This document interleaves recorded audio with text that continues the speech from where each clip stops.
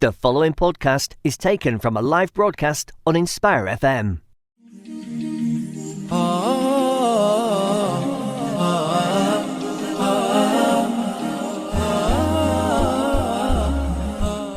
Assalamu alaikum everyone, welcome to the Arise to Success show.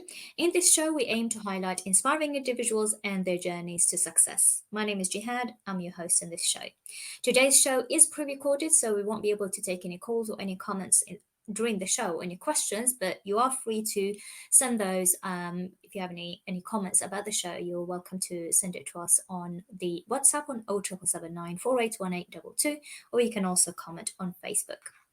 Today we have a clinical high intensity CBT psychotherapist with us on the show. So we have Shaesta Saleem, who is also a registered social worker and a published academic author.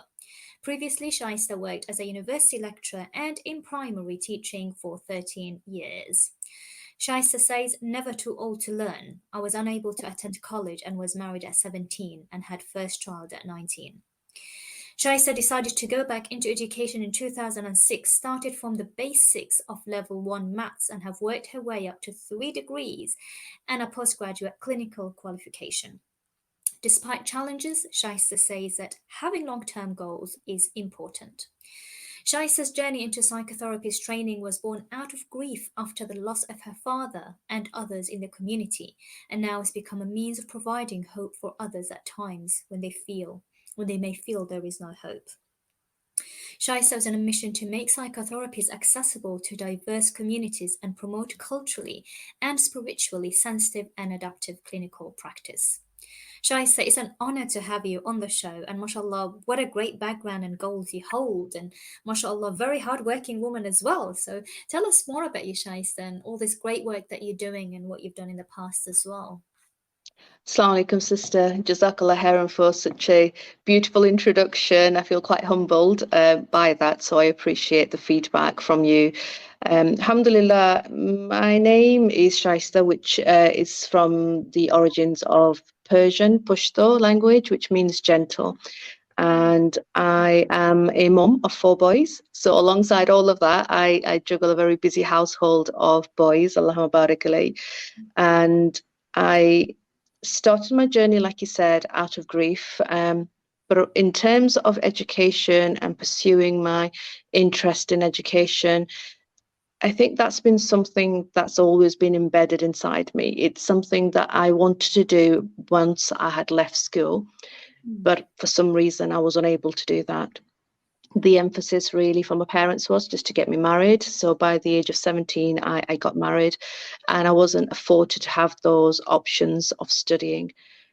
But that didn't stop me. So alhamdulillah, I had my first child at 19, and then my second when in 2002. I decided at that point that I would like to change my future. So I needed to work on the present moment, on my skills, what I had. So like I said, I went back into education in 2006, but thinking that I wanted to do primary teaching, which I did for a number of years. And as I progressed, then I recognized that there was a real need in the community with the children that we supported in terms of pastoral social support, a lot of risk management, a lot of nurturing that the children needed, which was impacting on their ability to learn in school. So then I pursued to do a master's in social work. Practiced in social work for 4 years, contributed to academic research, which has been published by Sage Publisher with the University of County Durham, which I was really grateful for. And then in October 2020, something quite sad happened, whereby we were all experiencing COVID, but I lost my father during COVID. And yeah, may Allah have mercy upon him. And that was the turning point for me, sister. That was me at first hand experiencing complicated grief, being in a position where I felt helpless, and there was a lack of support out there for people like myself from the BAME community who had suffered and experienced significant loss in the community. So in a period of 3 months, our local community lost around about 42 people from the BAME community, and we live in quite a small locality. Now, usually that's the number of people that die in a year. So that just sums things up for you. So with the pandemic, with all the restrictions in place, I then, at the time, was working as a social worker. But then I started to look into psychotherapies because, like I said, I experienced firsthand how it was to feel so helpless. And my mental health did have, there was significant impact on my mental well-being. But also when I looked in the community, I saw that there was a need there. So alhamdulillah, although the journey has started in terms of psychotherapies out of grief, I'm instilling hope for myself and for the people around me to make those changes happen on the ground. Wow, subhanallah, it is quite emotional what you mentioned about, that difficult time. And it was the case for a lot of people as well. And I've heard a lot of stories where, subhanallah, they've lost some of their loved ones during that time. So may Allah have mercy upon you, Father, and all the others who have passed away, and may Allah grant them all Jannatul Firdaus. I mean, from grief to having hope, and trying to help the people to have that hope, and challenges can make us lose hope sometimes. So what's that secret? How do we help people who are going through challenges to maintain hope? When we are feeling hopeless, there's a tendency not to want to admit that in the community, and just beings, we want to hold on to the fact that we've got this, we can handle situations that life throws at us. But the reality is that we are part of a bigger network. We are a social species, so we need each other for support and help. When there is no hope, in terms of my own experience, being somebody who is quite attuned to the religion, having Islam has been a protective factor for me. So for me, spirituality has been one massive protective factor that's helped me overcome my own challenges along life. For other people, it's quite common that when people do feel hopeless, that they don't feel as engaged in context of spirituality. They might not pray as often, or they might be praying, but they don't feel like they're actually connecting with Allah subhanahu wa ta'ala. And it's just the strength that we have. So even though that person may not feel like they want to offer their praise, that they don't feel like they belong, people around them, the support network is really important. And it's just having the courage to say to somebody that I need help, and inshallah that help will come. So it's down to spirituality and support system. It would be great to have the both, but as you said, those who sometimes find it difficult to connect spiritually, in a spiritual way, the word is not coming out. If they can't connect in a spiritual way, then having that support system is important. So at least either one of them, but having the both can be quite strong in helping individuals cope and also have hope as well. Is that right? Absolutely.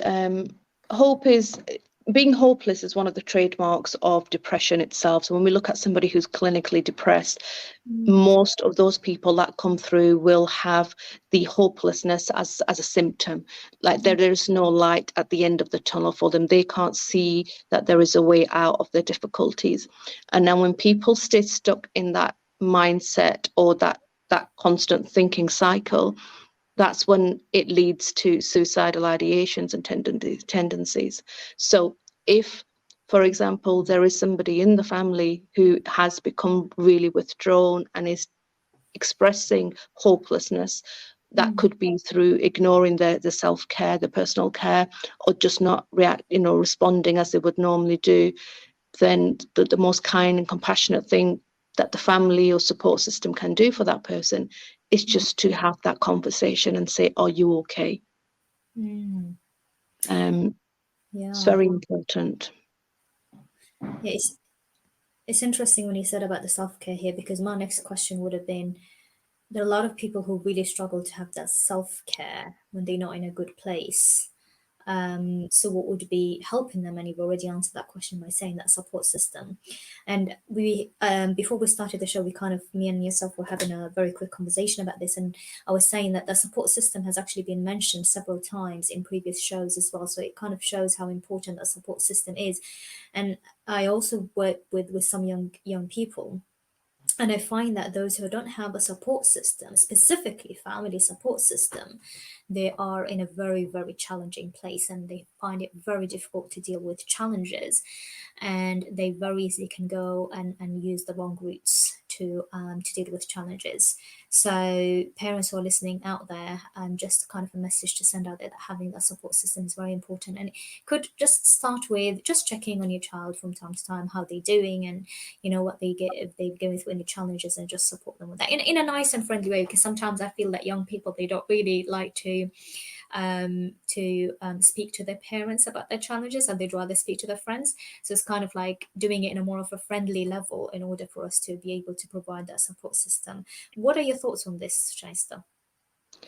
I agree with what you're saying there. It's absolutely essential that we create environments in our home where we talk about emotions. So the importance of emotional intelligence and bringing those conversations up in the home is really important, because there might have been a generation where feelings and thoughts were really kind of suppressed. So it might have been, a group of people in the past that probably, in terms of the way they parented in those days, perhaps, you just keep your emotions in, you don't really share what you think, you just do as you're told, that kind of a rhetoric that's been ongoing for so long. And it might have worked in those days, but with the complex issues that our young people are facing today, that we are facing in this country today, having an open conversation about mental well-being is so important. And I'm really quite pleased, because I think more people are now talking about mental well-being, and now you have got people like footballers talking about mental well-being.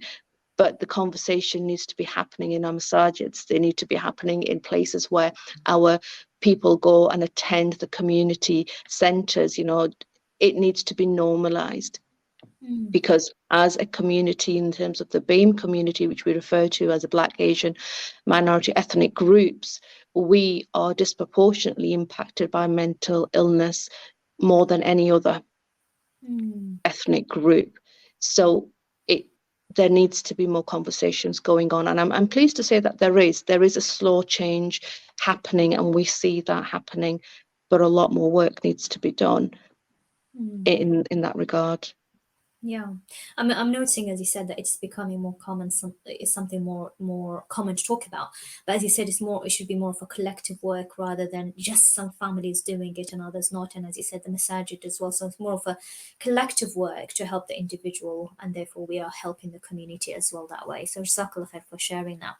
And just to remind listeners, just in case anybody joins us late, we have Shaesta Saleem on the show, who is a clinical high intensity CBT psychotherapist, a registered social worker, and a published academic author. Previously, Shaesta also worked as a university lecturer and in primary teaching for 13 years. Shaesta was unable to attend college and was married at 17 and had her first child at 19, but she decided to go back into education in 2006 and started from the basics, level 1 maths, and have worked her way up to 3 degrees and a postgraduate clinical qualification. Despite all the challenges, Shaesta says that having a long-term goal is important. So Shaesta, relating to the long-term goal, tell us more about setting those long-term goals and why they are important. Long-term goals is a way of recognizing where you would like to be. So although we live in the moment, and it's good to be present in the moment, as Muslims, we always encourage to better ourselves. And in order for us to create a change in our own future, then we need to be able to have the courage to set some goals and thinking, okay, this is where I am at now, but I would like to achieve this maybe in the next 5 years or so. Setting long-term goals, it's a way of instilling confidence, promoting hope, and also it allows us to have the freedom to pave our own paths in our lives to some extent. Sometimes social structures, family structures, sometimes illness, sometimes, we are afflicted with many tests. So that kind of stop us from achieving what we would like to achieve, which is fine because we have to embrace those difficulties as we progress in life. But having goals, it allows us to remain hopeful and work progressively towards creating positive change. And when it comes to setting long-term goals, does that also include some short-term goals in order to achieve that long-term goal? Or does it work better to just set one goal and, is there like a plan to work in short-term goals to make it easier? For me, how it's worked for me is when I started my journey in education in 2006, for me it was right, I'm just going to get my qualification in terms of my maths and my English and get the qualifications that I need to get onto another course. So that was a small goal. As I got more into the education and I got more experience in terms of work, I then recognized that my own interests and my values lie somewhere else. So values is really important, knowing who you are as a person, what strengths you have, and, even your personality type is important. And we've talked about this before, haven't we? Personality types. Knowing your personality types really helps us pave our path for the future. So for me, it's been about, okay, short-term goals, which would be probably in terms of education, it's been about a year.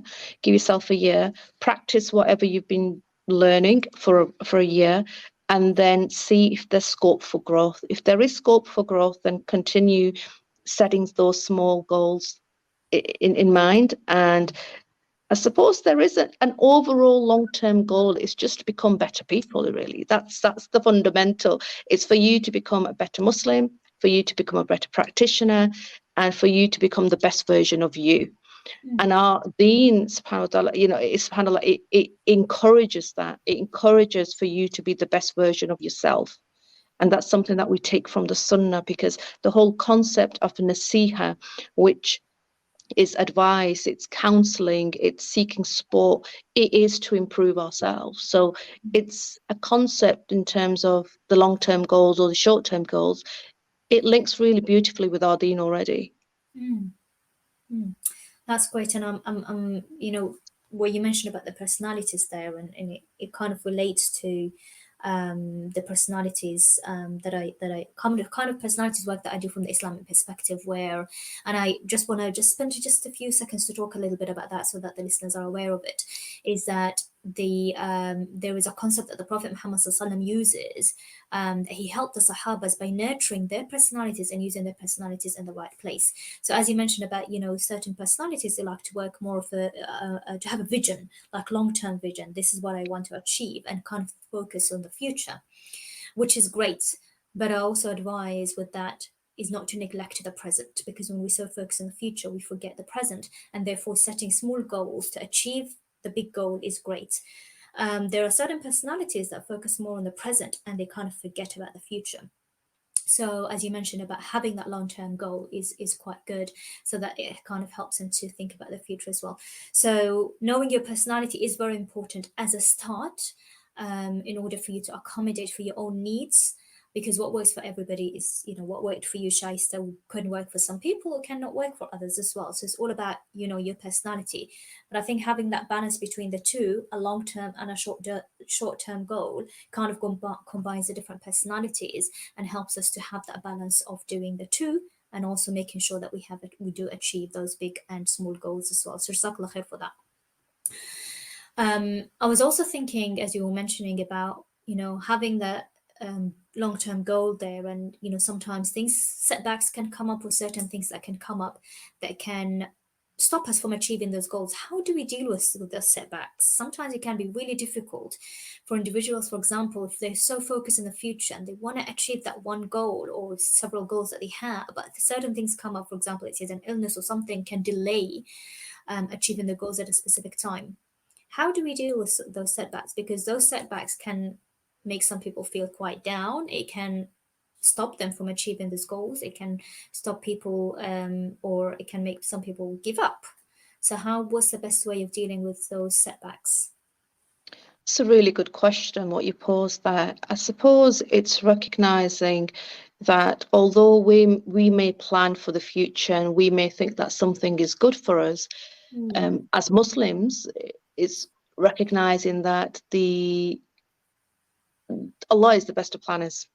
So if something comes your way and it's something that's deterring you from reaching your long-term goal, well, it might just be that the long-term goal that you've set for yourself isn't actually good for you. And these little incidents or these occurrences that are happening is a way of in a way protecting you, or perhaps helping you to look at your long-term goal in a different way. So flexibility, I think, is key here. So yes, we set ourselves long-term goals, but being flexible and being adaptable to the situation is really important. Of course, if something happens where we have got a long-term goal established for ourselves, we are going to feel emotionally upset about that. We are going to feel sad about that. Some of us might even go down the route of depression because they feel like life is just becoming so overwhelming, and their whole worth, in a sense, was attached to that long-term goal. Yeah. So it's looking at your long-term goal and what does that mean? So yes, you've got something in mind, but if you don't reach that, is that going to really impact on you as a whole person? So is it your long-term goal that's defining you, or is it just you going along the journey and adapting and being flexible and enjoying and really embracing the journey that you're on towards the long-term goal? So yes, definitely be compassionate to those people that have got hindrance, have got difficulties along the way, but also sometimes, Allah tests you in a way to test your patience and test, what you will do in that situation. Will you, perhaps He is putting you towards a better path. Absolutely. And I love that. It's to plan and to have goals, but not to neglect or forget that Allah is the best planner. So having that trust in Allah and taking action, it goes hand in hand. So jazakallah khair for that. I love the way you mentioned it there. Now, tell us more about your mission to make psychotherapy accessible to diverse communities. And just before you answer that, I'm just going to quickly remind the listeners that we have Shaesta on the show today, who is a clinical high intensity CBT psychotherapist, a registered social worker, and a published academic author. Previously, Shaesta also worked as a university lecturer in primary teaching for 13 years. So Shaesta, coming back to the question, tell us more about your mission, because you said that you have a kind of mission to make psychotherapy accessible to diverse communities. Tell us more about that. Okay, so I recently graduated with a clinical qualification as a CBT therapist. So before I go on, let's talk about what CBT therapist is. So a CBT therapist is somebody who's trained in cognitive behavior therapy. It's a talking therapy. It's evidence-based according to the NICE guidelines, and it's what we use in the National Health Service to treat mild to moderate mental health illness.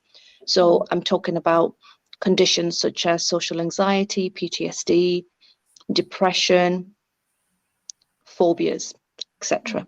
So it's a concept that was derived by psychodynamics and psychoanalysis theory back in the 1960s, and it's progressed since then.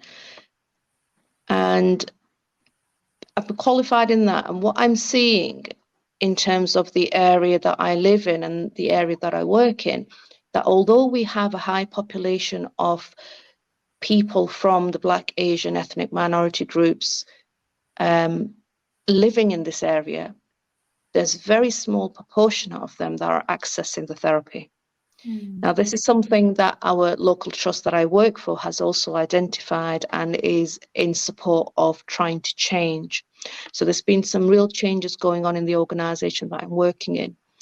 Now, for me, it's about the rhetoric of hard to reach communities. So we hear this and we've heard it for so many years, but those communities are hard to reach. Well, that doesn't really sit well with me because of my values, and I suppose it's the social worker aspect of me about promoting social justice and equality. It's about you creating diverse approaches so that you're able to tap into those communities with a different approach that suits them. So if we are trying to change a narrative here, then we need to try and understand what are the barriers, what are the challenges, what's working well, and what can we do to improve. So the focus work that I'm doing to change the narrative is to do more outreach work. So me and my team are out there in the local community centres, delivering sessions on depression, on anxiety, and we're hoping to make those changes. Okay, brilliant. Jazakallah khair for this. We'll continue, inshallah, after the break because it is time to go for a break. So, listeners, this is Inspire FM Luton on 105.1. We'll go for a short break, but we have Shaesta on the show today, who is a CBT, Clinical High Intensity CBT psychotherapist. So, please stay tuned for after the break. We have a lot more to discuss. So, I don't know what's wrong with my speaking today. So, see you shortly. Assalamu alaikum, this is Atif Nawaz. Listen to Inspire FM shows in your time by heading over to inspirefm.org or listen on Apple Podcasts or Spotify.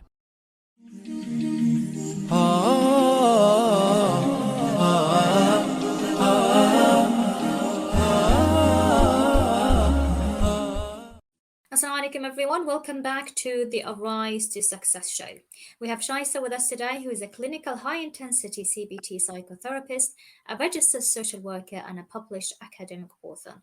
Previously, Shaesta worked as a university lecturer and in primary teaching for 13 years. Shaesta says, never too old to learn. I was unable to attend college and was married at 17 and had first child at 19. Shaesta decided to go back into education in 2006 and started from the basics of level 1 maths and have worked her way up to 3 degrees and a postgraduate clinical qualification. Despite challenges, Shaesta says that having long-term goals is important. Shaesta's journey into psychotherapy's training was born out of grief after the loss of her father and others in the community, and now has become a means of providing hope for others at times when they may feel there is no hope. Shaesta is on a mission to make psychotherapies accessible to diverse communities and promote culturally and spiritually sensitive and adaptive clinical practice. Just to let you know, listeners, that this is a pre-recorded show that we have on today, so we won't be able to take any calls or questions, but please feel free to text WhatsApp your thoughts about the show at 0779 48 1822, or you can comment on Facebook as well. So Shaesta, before the break, we were discussing, your mission in to make psychotherapy accessible to diverse communities, and you mentioned that you're on a team of a few individuals. So tell us more about that kind of work that you're currently doing with that team.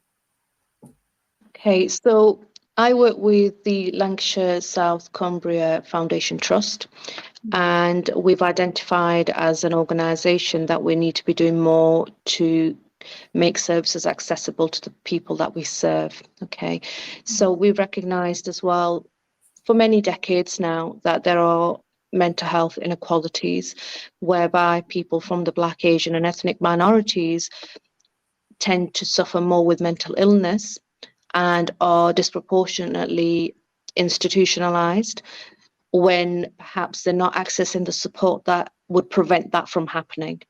So I come at a service where I'm able to offer with my team some support in terms of providing education and setting up courses to improve levels of depression and anxiety in the community that I live in.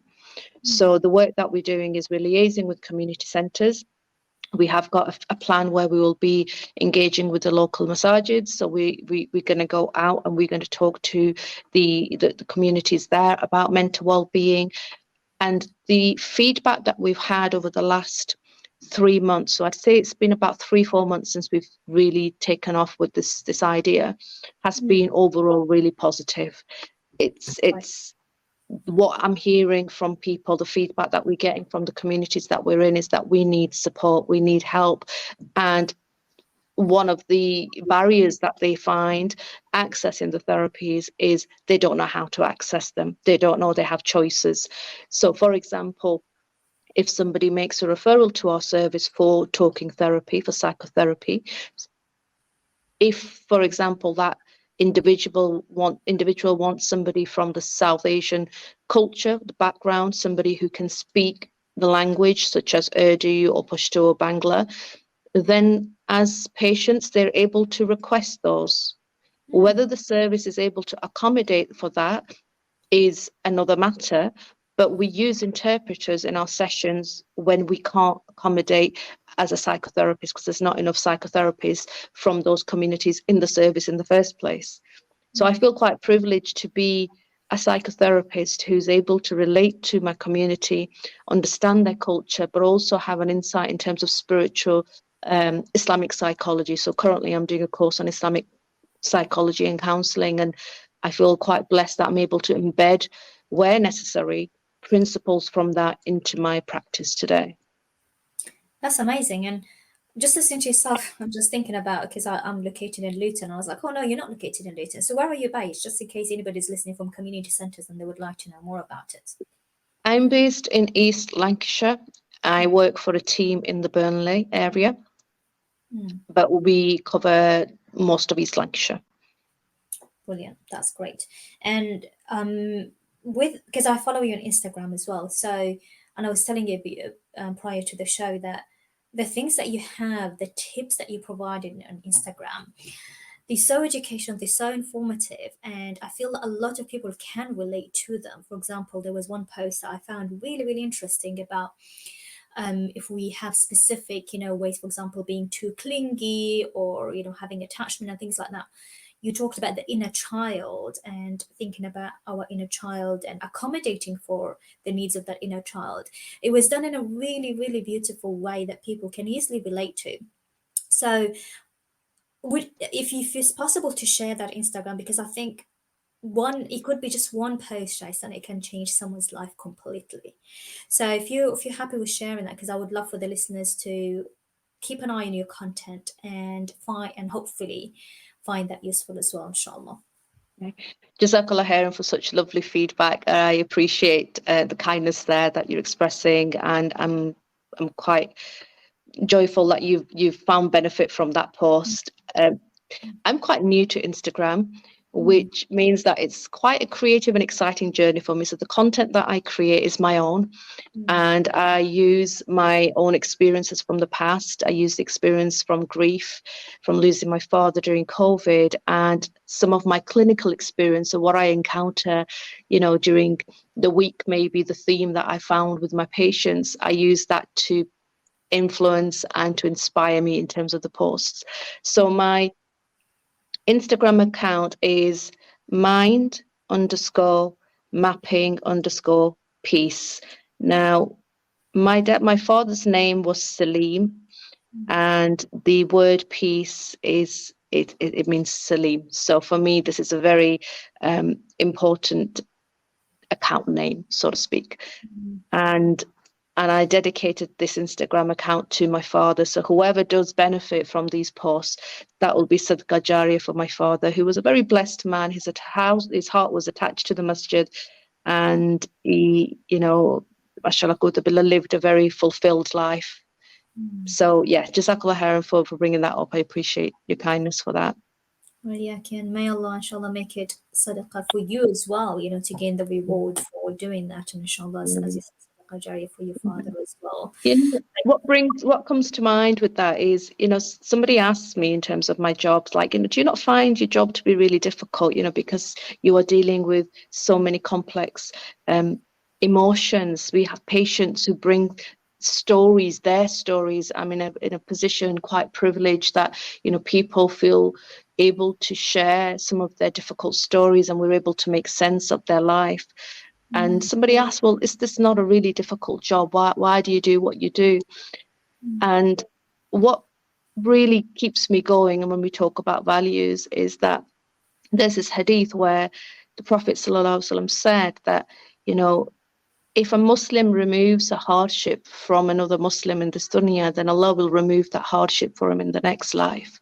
So for me, and I hope for many Muslims out there, the work that we do as psychotherapists has a much deeper meaning and value to perhaps somebody who's not who doesn't have those values and those inspirations about the deen. So I think it's really important. So even if it's the one post and somebody looks at that and they think, actually, yeah, that helps me. For me, that's me building up my treasure for the next life. So it's really rewarding. It is rewarding. That's amazing, mashallah. And where you mentioned about removing that hardship, you're doing an amazing job, mashallah, doing that, removing that hardship, inshallah. And inshallah, all the people that you work with, inshallah, they benefit from your amazing expertise and experiences as well. And just to point out to listeners that removing hardship, when you're dealing with others and helping them to remove that hardship, it can be done in any form, simply as smart as somebody can be a way of removing hardship. Recently, I was doing some work with a young person, and when he finished his counseling, he, brought me some flowers. And at that time, I was going through some difficulties, and subhanallah, it could be just something so simple, but those flowers made a big difference to me, because it came at a time when a lot of things were going on. So it could be something so simple, but it can contribute to removing that hardship from someone's life. So no matter how small or big, don't underestimate it. Any action can help somebody. And when you were talking earlier as well, Shaesta, about the kind of work that you're doing, where you said that you're helping the community and going to community centers and so on and so on. So it just makes me think sometimes individuals from our communities as well, who are not used to talking about mental health. It could be that they've gone through a lot of hardship from a young age, or traumas, or any difficulties, or in relationships, or any form of difficulties. A lot of them cope in the sense that let's rely on Allah, which is great, as you mentioned earlier. But also they could be neglecting themselves in dealing with the challenges that they've gone through. Could you perhaps talk a little bit about, is it important? What happens if we don't do that? What happens if we just put them aside and we think, oh, just by putting them aside, we'll be able to move on? So could you talk a little bit about that? Okay, so from the question there, just correct me if I'm wrong, are you talking about when people just ignore or suppress their thoughts and their emotions about a particular thing? Is that what we're talking about here? Yes. Yeah, okay. So when we suppress our thoughts from a clinical perspective, now I'm talking, when we suppress our thoughts and our emotions, what tends to happen is those thoughts and emotions are still inside you somewhere. It's like the analogy of a pressure cooker. Okay, so you've got all the steam building up in a pressure cooker, and you keep it closed, but then, and that's your way of coping. So you've got everything, you've shut it away. It's in a box. It's safe. It's got the lid on. It's fine. But what happens is that something might happen in their lives where they feel triggered. Yeah. And when somebody feels triggered, all of a sudden you have this outburst of emotions, and the mental illness will plummet. So that's what happens. So suppressing your emotions and your thoughts is the one key factor that maintains depression and anxiety. So we in our practice try and encourage our patients to gradually understand why they suppress, where did they learn that from, how does it serve them, does it help? Sometimes it does, but mostly it doesn't. And gradually help them face those fears which have become so big in their mind that they feel that the only way they can cope with that is to keep it all locked in. Now, in terms of CBT, even though I mentioned that it was a concept that's been developed in the 1960s, actually there was this Muslim genius of psychological medicine called Abu Zaid al-Balkhi. I'm not sure if you've heard of him, in the 9th century, and he was a fantastic educator. He was a mathematician. He was really well versed in human psychopathology. He was actually the first person, Muslim, who brought about the concept of CBT. So he researched and treated conditions like stress, OCD, depression, and phobia. And he was the first person really who had established a hospital where they treated not only the physical illness, but the mental stress and the illness that came from that.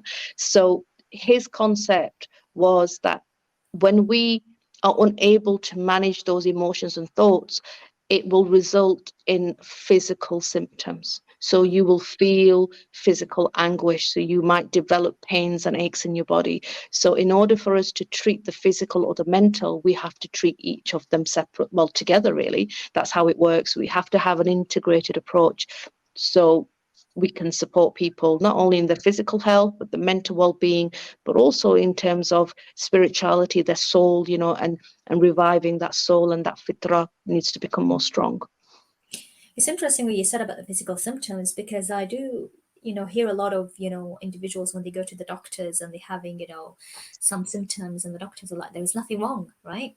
So it's interesting that you say that mental health can lead to physical symptoms, and therefore treating mental health is very important. And I love how you related it to Islam and the fact that being a Muslim does not mean we can't, we just have that reliance on Allah, which is great. As I mentioned, have that reliance on Allah is great. But also, if you have a physical symptom, you go to the doctor. And therefore, if you have mental challenges or emotional challenges, or you've gone through some difficulties, whether from a young age or recent, it's very important to go to the right experts to deal with that. So, Jazakallah khair for sharing this, Shaesta. Coming back to what you said about never too old to learn. So you weren't able to go to college and married at 17 and had your first child at 19. Now, mashallah, you are a clinical high intensity CBT psychotherapist, a registered social worker, and a published academic author, and previously a university lecturer, and worked in primary teaching for 13 years as well. Now, what I'm wondering here is that what motivated you to do all this and start from basics as well? And, some individuals can easily give up, especially after having children, like, okay, I couldn't do these things in my life. I'll just invest it in my children and help them to achieve what they want, which is great, but then they're neglecting themselves. So what was your motivation to work on yourself and feel that you are never old to learn? That's a really good question. Again, I think the motivation was, I was thinking about this actually, because I'm on a leadership course at the moment, and they were talking about what's your why? Why do you do what you do? And once you understand your why, your life makes a whole lot of sense. So for me, I suppose my life history has had its fair share of ups and downs. I was a young carer from the age of 9 years. My mum has experienced challenges with her mental well-being. So being the elder sibling of 6, there was a huge amount of responsibility on me. So I think my first leadership role was being a carer. It was taking on the role of being a carer. So with that experience, I then, as I grew older, I was always really into the concept of social justice and wanting to do things for other people. So my values, if I reflect back of why I do what I do and what motivates me, is wanting to create change so other people can have a positive outlook. You don't have to be stuck in the situation that you're in. There are ways out of the situation, however difficult it may seem or appear or feel at the time. There is a way out. And for me, if Allah's allowed me to be in a position now where, alhamdulillah, I've had the support from my husband and my children to get to where I am, I've got this knowledge which I feel is important to share with the people because it will reduce some of their hardships. So what motivates me is wanting to create real change for people and myself. I think that's what drives me. That is the why. And when I look in my community and I see that, we are disproportionately impacted by that, if there is nothing really happening on the ground to change that, Allah's put me in a position now with the knowledge and skills I've gathered over the years, and also my life experience, to be able to make some changes, then I feel like that's what pushes me. MashaAllah, that's beautiful, mashallah. And may Allah grant you success in all you do, inshallah. And it's amazing, mashallah, the work that you do. So I'm just going to remind the listeners, just in case anybody joined us now, we have Shaesta Saleem on the show today, who's a clinical high intensity CBT psychotherapist, a registered social worker, and a published academic author. Previously, Shaesta worked as a university lecturer and in primary teaching for 13 years. Shaesta was unable to attend college and was married at 17 and had her first child at 19. She decided to go back into education in 2006 and started from the basics of level 1 maths and have worked her way up to 3 degrees and postgraduate clinical qualification. Shaesta's journey into psychotherapy's training was born out of grief after the loss of her father and others in the community, and now has become a means of providing hope for others at times when they may feel that there is no hope. Shaesta is on a mission to take make psychotherapies accessible to diverse communities and promote culturally and spiritually sensitive and adaptive clinical practice. Today's show is recorded, so we won't be able to take any calls or any questions, but please feel free to text or WhatsApp your thoughts about the show on 0779 481822, or you can also comment on Facebook. So Shaesta, you've lost your father, may Allah have mercy upon him, and grant him Jannatul Firdaus. But again, talking about learning that we were talking about earlier, learning never stopped for you. And this loss actually became a means of giving hope to the community. Now, I'm wondering here why psychotherapy and how does it give hope to others? Because you mentioned earlier as well that you want to make a change to yourself and make change to others. Why psychotherapy is specific, and how does it help to kind of give that hope? I suppose it comes back to the topic of what we've discussed several times already, is the mental health inequalities that we're experiencing. And because COVID happened and it was a stark reminder of how deep those health and mental health inequalities are. So it was a real slap in the face to say, actually, why is it that people from the Black, Asian ethnic minorities died much more than other communities? And there's several factors, and there's been various reports that are on that. So for me, at that time where I experienced grief and it was really difficult feeling to kind of deal with, I was also on the journey of finding myself, and I've always had an interest in psychotherapy. So I think if you are able to create a change in somebody's thinking, so they are no longer drowning in negative thought, that there is another way of thinking, you're able to change somebody's mindset with the skills that they already have. You are creating a change which will hopefully have a positive impact in generations to come. It's about challenging the generational traumas that we've experienced for so long. So if you can create some change by teaching people the skills to help them cope with the challenges of life, you are actually being very proactive in changing the future for the generations to come. Inshallah. And also to point out to the younger generations as well that taking care of mental health is important.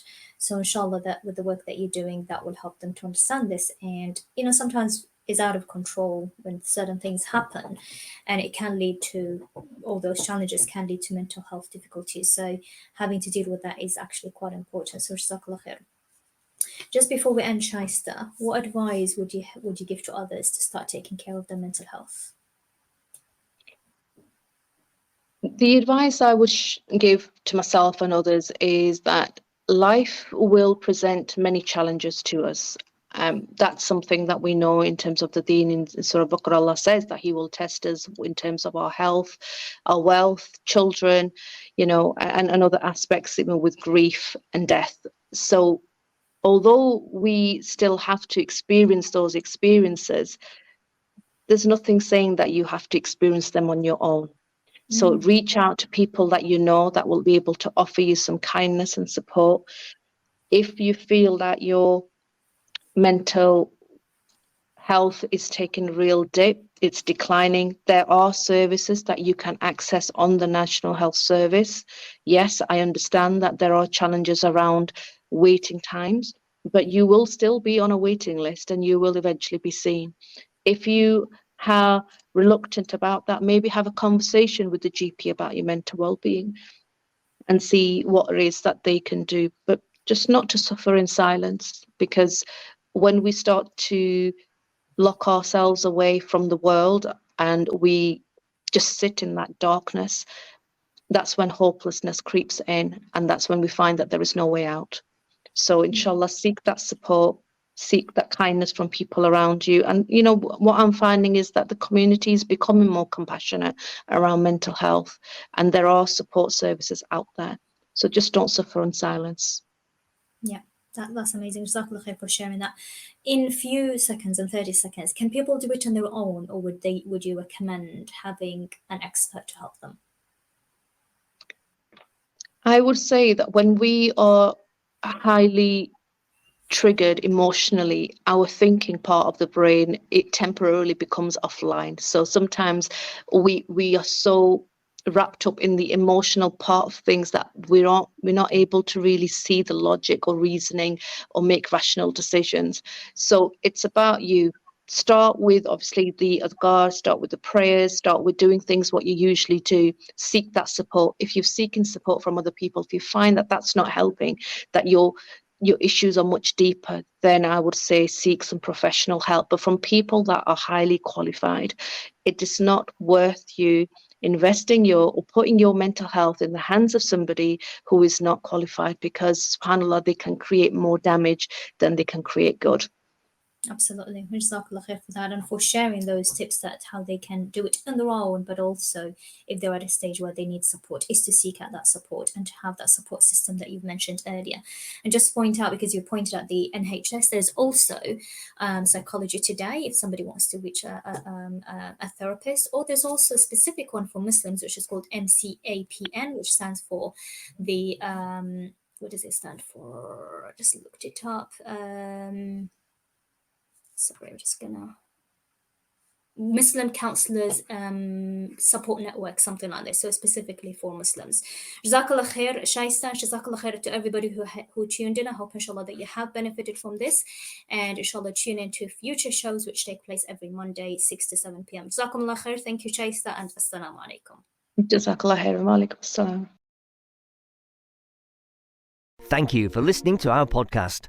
Why not tune in to our live stream at inspirefm.org and follow and subscribe to our social media platforms at InspireFM Luton.